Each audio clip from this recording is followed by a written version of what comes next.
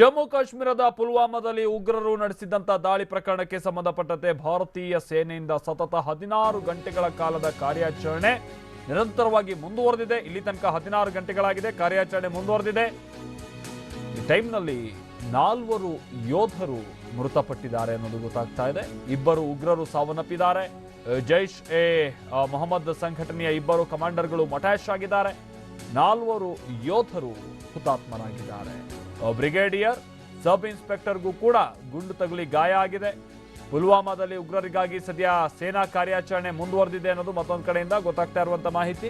In fact ಈಗ ಗೊತ್ತಾಗ್ತಾ ಇರುವಂತ ಮಾಹಿತಿಯಂತೆ ಈಗ ಮತ್ತಿಬ್ಬರು ಉಗ್ರರನ್ನ ಹೊಡೆದುರುಳಿಸಲಾಗಿದೆ ಅನ್ನೋದು ಗೊತ್ತಾಗ್ತಾ ಇದೆ. ಈ ಸಂತೋಷದ ಜೊತೆಗೇನೆ ಅಥವಾ ಈ ಖುಷಿ ಸಮಾಚಾರದ ಜೊತೆಗೇನೆ 5 ಮಂದಿ ಯೋಧರು ಹುತಾತ್ಮರಾಗಿದ್ದಾರೆ ಅನ್ನೋದು ಕೂಡ ಬಹಳ ದುರದೃಷ್ಟಕರ ಸಂಗತಿ.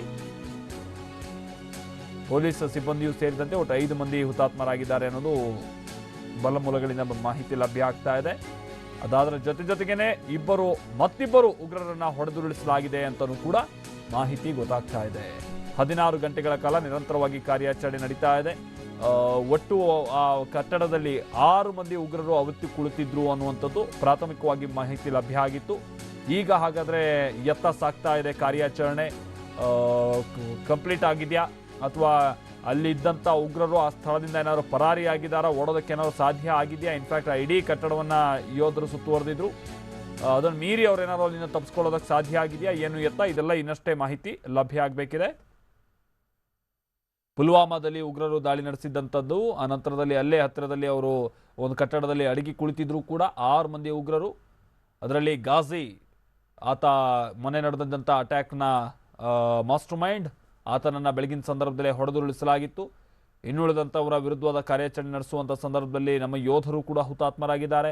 ಇಲ್ಲಿ ಗಮನಿಸ್ತಾ ಇದ್ದೀವಲ್ಲ, ಮತ್ತೊಂದು ಕಡೆ ಜಮ್ಮು ಕಾಶ್ಮೀರದಲ್ಲೇ ಇರುವಂಥ ಈ ಪ್ರತ್ಯೇಕತಾವಾದಿಗಳ ತಂಡ ಅಥವಾ ಆ ಸಂಘಟನೆಗಳಿಗೆ ಸಂಬಂಧಪಟ್ಟಂಥ ಸದಸ್ಯರು ಅಥವಾ ಕೆಲ ಅಲ್ಲಿನ ಸ್ಥಳೀಯರು ಕಾರ್ಯಾಚರಣೆಗೆ ಅಡ್ಡಿಪಡಿಸ್ತಾ ಇದ್ದಂಥ ಸಂದರ್ಭವನ್ನು ಕೂಡ ನಾವು ನೋಡ್ತಾ ಇದ್ವಿ. ಬಹಳ ಸಂಖ್ಯೆಯಲ್ಲಿ ಜನ ಸೇರಿ ಕಾರ್ಯಾಚರಣೆಗೆ ಅಡ್ಡಿಪಡಿಸ್ತಾ ಇದ್ರು. ಯೋಧರು ಖಡಕ್ ಎಚ್ಚರಿಕೆ ಕೊಡ್ತಾ ಇದ್ದಂಗೆ ಆ ಸ್ಥಳದಿಂದ ಎಲ್ಲ ಎಸ್ಕೇಪ್ ಆಗಿದ್ದಾರೆ. ಚಂದ್ರಮೋಹನ್ ನಮ್ಮ ಪ್ರತಿನಿಧಿ ಇದಕ್ಕೆ ಸಂಬಂಧಪಟ್ಟಂತೆ ಮತ್ತಷ್ಟು ಡೀಟೇಲ್ಸ್ ಅನ್ನ ಕೊಡ್ತಾರೆ. ಚಂದ್ರಮೋಹನ್, ಸದ್ಯ ಕಾರ್ಯಾಚರಣೆ ಯಾವ ಹಂತದಲ್ಲಿದೆ, ಏನು ಅಪ್ಡೇಟ್ಸ್ ಲಭ್ಯ ಆಗ್ತಾ ಇದೆ ಚಂದ್ರಮೋಹನ್? ಹೌದು ಮಲ್ತೇಶ್, ಈಗ ಸತತ 16 ಗಂಟೆಗಳಿಂದ ಪುಲ್ವಾಮಾದ ಪಿಂಗ್ಲಾನ್ ಗ್ರಾಮದಲ್ಲಿ ಭಾರತೀಯ ಭದ್ರತಾ ಪಡೆಗಳು ಮತ್ತು ಉಗ್ರರ ನಡುವೆ ಗುಂಡಿನ ಚಕಮಕಿ ನಡೀತಾ ಇದೆ. ಇವತ್ತು ಬೆಳಿಗ್ಗೆನ 2 ಭಯೋತ್ಪಾದಕರನ್ನ ಹೊಡೆದುರುಳಿಸಲಾಗಿತ್ತು. ಆದ್ರೆ ದುರಾದೃಷ್ಟವಶಾತ್ ಭಾರತದ ಭದ್ರತಾ ಪಡೆಗಳ ಓರ್ವ ಮೇಜರ್ ಸೇರಿದಂತೆ ಒಟ್ಟು 4 ಮಂದಿ ಯೋಧರು ಕೂಡ ಸಾವನ್ನಪ್ಪಿ ಹುತಾತ್ಮರಾಗಿದ್ದಾರೆ. ಇದಾದ ಬಳಿಕ 3 ಮಂದಿ ಭಾರತೀಯ ಯೋಧರು ಗಾಯಗೊಂಡಿದ್ರು. ಈಗ ಸಂಜೆ ಡಿಐಜಿ ಅಮಿತ್ ಕುಮಾರ್ ಅವರ ಕಾಲಿಗೂ ಕೂಡ ಗುಂಡೇಟು ಬಿದ್ದಿದೆ ಅನ್ನೋ ಒಂದು ಮಾಹಿತಿ ಸಿಕ್ಕಿದೆ. ಈಗ ಅಮಿತ್ ಕುಮಾರ್ ಅವರನ್ನು ಕೂಡ ಆಸ್ಪತ್ರೆಗೆ ರವಾನೆಯನ್ನ ಮಾಡಲಾಗಿದೆ. ಹೀಗೆ ಒಟ್ಟು 4 ಮಂದಿ ಭಾರತೀಯ ಯೋಧರು ಕೂಡ ಗಾಯಗೊಂಡಿದ್ದಾರೆ. ಈಗ ಮುಖ್ಯವಾಗಿ ಪಿಂಗ್ಲಾನ್ ಗ್ರಾಮದಲ್ಲಿ ಇನ್ನೂ 6 ಮಂದಿ ಭಯೋತ್ಪಾದಕರು ಅಡಗಿ ಕುಳಿತಿದ್ದಾರೆ ಅನ್ನೋ ಒಂದು ಮಾಹಿತಿ ಇದೆ. ಈ ಭಯೋತ್ಪಾದಕರನ್ನೇ ಹೊಡೆದೋಡಿಸೋಕ್ಕೋಸ್ಕರ ಕಾರ್ಯಾಚರಣೆಯನ್ನ ನಡೆಸಲಾಗ್ತಾ ಇದೆ. ಆದ್ರೆ ಭಯೋತ್ಪಾದಕರು ಕೂಡ ಭಾರತೀಯ ಸೇನೆಯ ಮೇಲೆ ಗುಂಡಿನ ದಾಳಿಯನ್ನ ನಡೆಸ್ತಾ ಇದ್ದಾರೆ.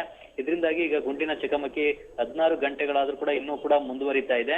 ಈಗ ಉಗ್ರರನ್ನ ಹೊಡೆದೊಡಿಸಿದ್ರೆ ಮಾತ್ರನೇ ಭಾರತೀಯ ಪಡೆಗಳು ಕೂಡ ಪ್ರತಿಕಾರವನ್ನ ತೀರಿಸಿಕೊಂಡಂತೆ ಆಗುತ್ತೆ. ಈ ಕಾರಣಕ್ಕಾಗಿನೇ ಈಗಲೂ ಕೂಡ ಕಾರ್ಯಾಚರಣೆಯನ್ನ ಮುಂದುವರಿಸಲಾಗ್ತಾ ಇದೆ.